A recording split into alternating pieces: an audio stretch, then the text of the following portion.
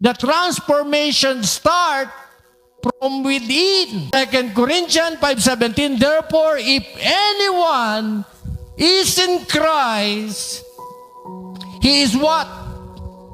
He is a new creation. All things have passed away. Behold, all things have become new. So don't live on the past.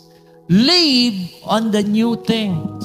If you notice, it contradicts everything.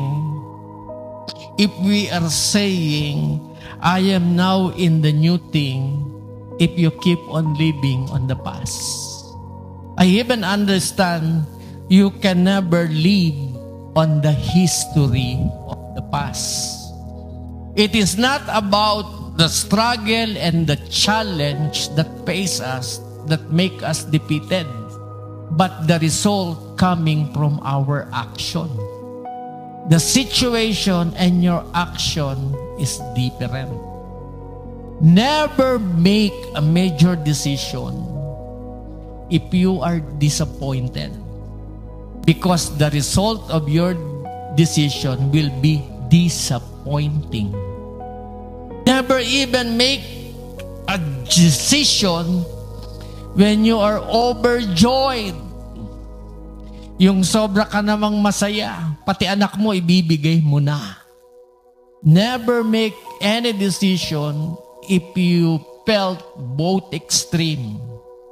It's either you are so down or you're so up.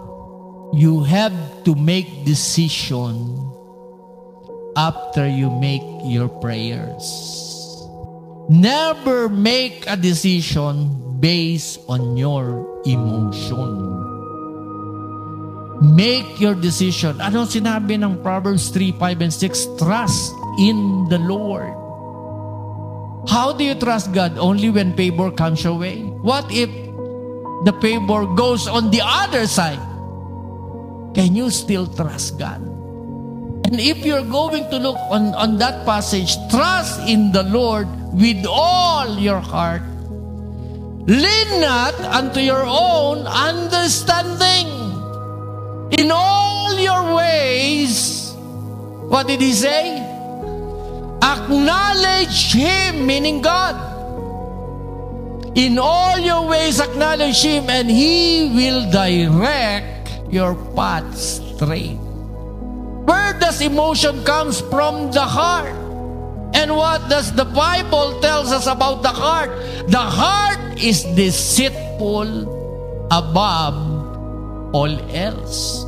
Now, will you entrust your major decision to a heart that is unstable? Isipin mong mabuti. Ilalagak mo ba ang major decision mo sa puso mong pabago-bago? So what are the things that will remain stable? God.